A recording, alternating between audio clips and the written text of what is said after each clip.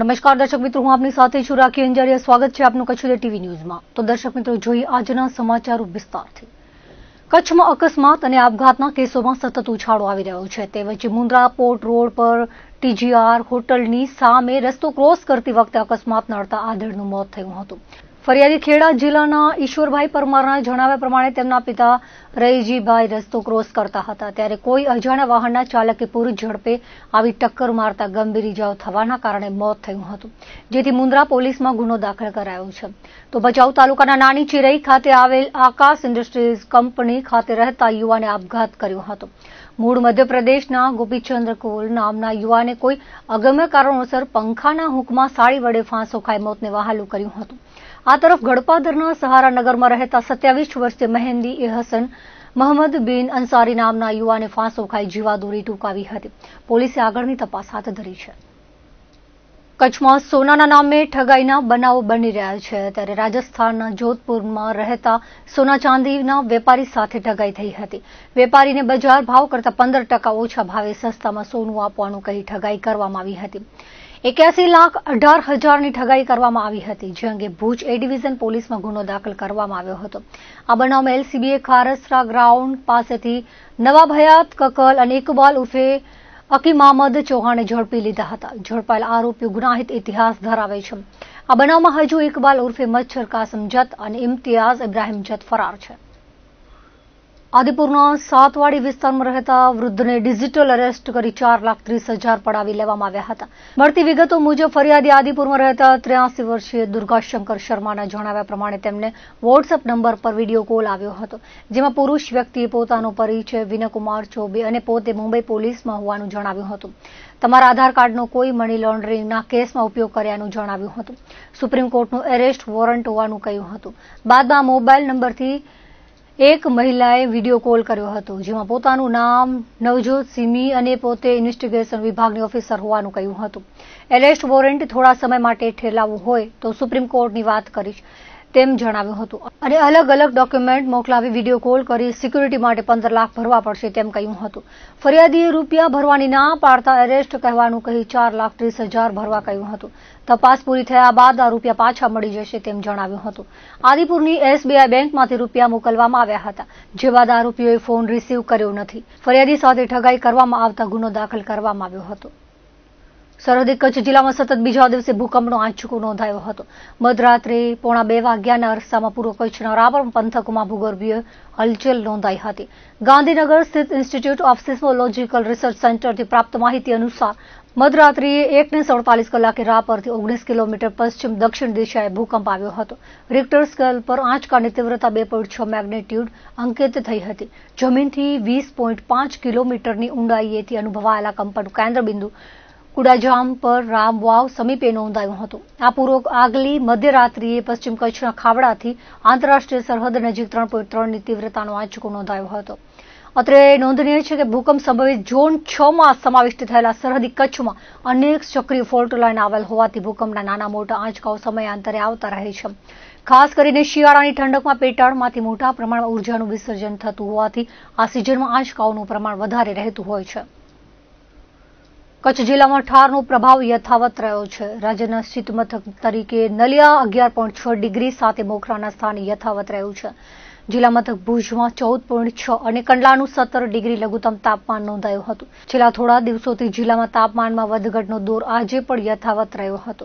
મોડી સાંજથી સવાર સુધી વાતાવરણમાં ફૂલ ગુલાબી ઠંડક રહી હતી, જ્યારે દિવસ દરમિયાન વાતાવરણ હૂંફાળું રહ્યું હતું। હવામાન વિભાગના વર્તારામાં તાપમાનમાં મોટા ફેરફારની શક્યતા નહિવત હોવાનું જણાવાયું છે। આ સપ્તાહના અંત સુધી ઠંડીનું પ્રમાણ યથાવત રહે તેવી સંભાવના દર્શાવવામાં આવી છે। માગસર માસ અડધો વીતી જવા છતાં હજુ કચ્છમાં પ્રભાવક ઠંડીનો દોર શરૂ થયો નથી। હાલે કચ્છમાં રાત્રે ઠંડક તો દિવસે હુંફાળા વાતાવરણ સાથે મિશ્ર ઋતુની અનુભૂતિ થઈ રહી છે।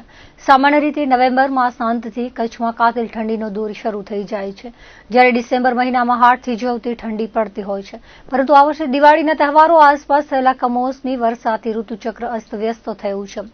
નવેમ્બર મહિનામાં મોડે શરૂ થયેલ ઠંડીએ હજુ સુધી ખાસ જમાવટ કરી નથી, તેથી કચ્છમાં રવિ પાકનું વાવેતર કરનાર ધરતીપુત્રો ચિંતામાં મુકાયા છે। કચ્છમાં રવિ પાકના વાવેતરની સિઝન પૂર બહારમાં ખીલી ઉઠી છે। અત્યાર સુધી કચ્છમાં 1,40,000થી વધુ હેક્ટર વિસ્તારમાં રવિ પાકનું વાવેતર થઈ ચૂક્યું છે, પરંતુ દિવસે ગરમી અને રાત્રે ઠંડીને લઈ ખેડૂતો ચિંતામાં મુકાઈ ગયા છે. વાતાવરણીય વિષમતા રવિ પાક માટે નુકસાનકારક બની રહે તેવી ભીતિ સર્જાઈ છે. ખાસ કરીને ઘઉં અને જીરા જેવા પાક માટે ઠંડુ તાપમાન અનુકૂળ હોય છે. કચ્છમાં આ વર્ષે અત્યાર સુધીમાં અંદાજિત 50,000 હેક્ટરમાં જીરું અને 28,000થી વધુ હેક્ટરમાં ઘઉંનું વાવેતર કિસાનો દ્વારા કરાયું છે. કચ્છમાં અત્યાર સુધી થયેલ રવિ પાકમાં કુલ વાવેતરમાં ખેડૂતોએ જીરું અને ઘઉંના પાકનું વધુ વાવેતર કર્યું છે, પરંતુ ઠંડીની ધાર તીક્ષ્ણ ન બનતા ખેડૂતોની ચિંતા વધી છે. આ વર્ષે સારા વરસાદના પગલે રવિ પાક સિંચાઈ માટે પાણીની વિપુલ ઉપલબ્ધતા હોવાથી શિયાળુ પાકનું વાવેતર વિક્રમી થવાની સંભાવના છે. નવેમ્બર માસની 10મી તારીખથી વાગડ પંથકમાં ખેડૂતો જીરુંનું વાવેતરની શરૂઆત કરતા હોય છે. જીરું, ઘઉં અને રાયડો જેવા પાક માટે ઠંડા તાપમાન જરૂરી હોય છે, પરંતુ માગસર મહિનો અડધો વીતી ગયો હોવા છતાં દિવસ દરમિયાન વાતાવરણ ગરમ રહેતું હોવાથી ખેડૂતોની ચિંતામાં વધારો થયો છે. આવનાર દિવસોમાં વાતાવરણીય વિષમતા ઘટે અને કડકડતી ઠંડીનો દોર શરૂ થાય તેવી પ્રાર્થના ખેડૂતો કરી રહ્યા છે.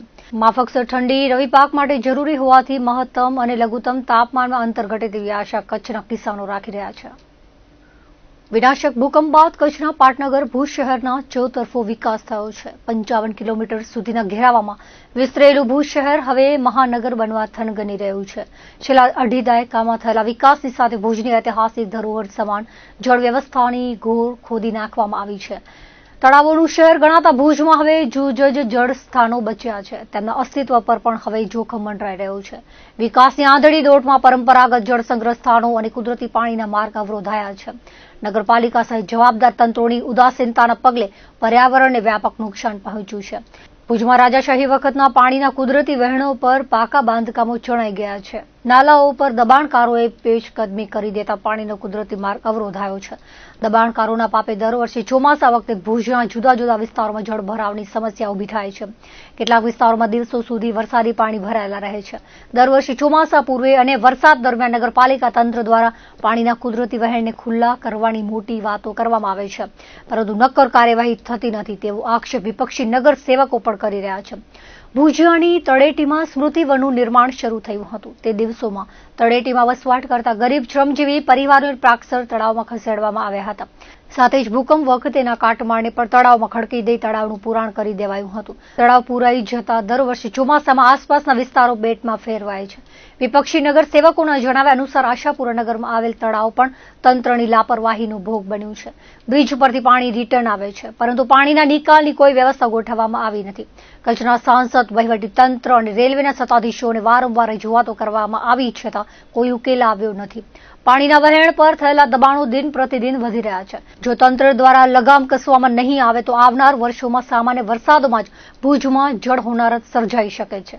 વિપક્ષ દ્વારા વર્ષ 2011થી સતત ભુજ નગરપાલિકા, જિલ્લા કલેક્ટર, ભુજ પ્રાંત અધિકારી, ધારાસભ્યોને રજૂઆત કરવામાં આવી છે. ભૂકંપ બાદ થયેલા નવસર્જનમાં તળાવો, નાલાઓના ભોગ લેવાઈ ગયા છે. છેલ્લા 30 વર્ષથી ભુજ નગરપાલિકામાં ભાજપનું શાસન છે, ત્યારે ભુજની પ્રજાએ મૂકેલા વિશ્વાસના બદલા શાસકોએ શહેરીજનોને માત્ર સમસ્યાઓ જ આપી છે તેવો આક્ષેપ વિપક્ષી નગર સેવકો અને રહેવાસીઓ કરી રહ્યા છે. અમે પાણીના વહેણો માટેનું દબાણ સતત 2011થી લડી રહ્યા છીએ. વારંવાર જિલ્લા કલેક્ટર, પ્રાંત અધિકારી અને ચીફ ઓફિસરને વારંવાર રજૂઆતો કરી છે. છેલ્લા 30 વર્ષથી ભારતીય જનતા પાર્ટીની સરકાર છે અને વધુ પડતા દબાણો જાણી જોઈ અને ભુજ શહેરની પ્રજા કેમ હેરાન થાય એના માટે થતા હોય અમને એવું લાગી રહ્યું છે. હાલે તમે જોયું કે ભૂકંપ પછી ભુજ શહેરમાં રસ્તા પહોળા થયા અને જે લોકો બિનખેતી જમીનો કરાવી, જેની જમીનમાં જે ઘટાડો આવ્યો એ પણ નાલા બાજુ વધારો કરી અને નાલામાં દબાણ કર્યું અને પોતાનો જમીન પૂરી કરી. બિનખેતીમાં પણ ટેબલો ઉપર જે બિનખેતી થઈ છે એ પણ ખોટી છે. આવી જ રીતે તમે અત્યારે પ્રાગસર તળાવ જોયું. આ તળાવ જેની મેટર હાઈકોર્ટમાં ચાલુમાં છે, પણ આ તળાવ ભૂકંપ પછી જે કાંઠમાળ ભુજ શહેરમાંથી ઉપડ્યું ત્યાં નાખીને આ તળાવ આખો પ્રાગસર તળાવ પૂરી દેવામાં આવ્યું. એની અંદર પણ ભુજિયા તળેટીના જે દબાણો હતા તેમને ઉहाँથી ઉઠાડી સમૃદ્ધિ વન બનતું હતું એમને પણ આ લોકોએ અહીંયા બેસાડ્યા પ્રાગસર તળાવમાં. તો ખરેખર આજે જોવા જઈએ તો આ ભુજ શહેરમાં તળાવ નસ્ત નાબૂદ કેમ થાય અને અત્યારે તમે આશાપુરા નગરનો પણ જે તળાવ જોયું એ તળાવ પણ અત્યારે ગટરથી ભરાયેલો છે. આશાપુરા બ્રિજ તમે જોયું કે એમાં પણ આજની તારીખમાં પાણી ભરેલો છે અને પાણી સામેથી રિટર્ન આવે છે. રેલવેને પણ કેટલા વખત અમે જાણ કરી, રેલવે કાંઈ નથી કરતી. સાંસદને પણ લેખિતમાં આપ્યું છે કે આ બ્રિજમાંથી પાણી નીકળે અને લોકોનો રસ્તો ચાલુ થાય, પણ આજ દિવસ સુધી આ લોકોના પેટનું પાણી પણ નથી હાલતું. આવી જ્યારે પરિસ્થિતિમાં આ વહીવટી તંત્ર પણ સૂતો છે. માત્ર ને માત્ર વાવાઈ કરી અને દબાણો હટશે ને આમ થશે ને તેમ થશે, મોટી મોટી વાતો કરવામાં આવે છે અને ખરેખર નિર્દોષ લોકોના દબાણો તોડવામાં આવે છે.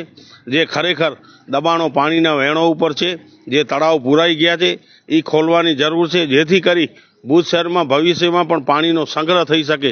આવી જ્યારે પરિસ્થિતિ હોય અને આ નગરપાલિકાનો પેટનો પાણી પણ ના હાલતું હોય તો એક દુઃખ બાબત છે.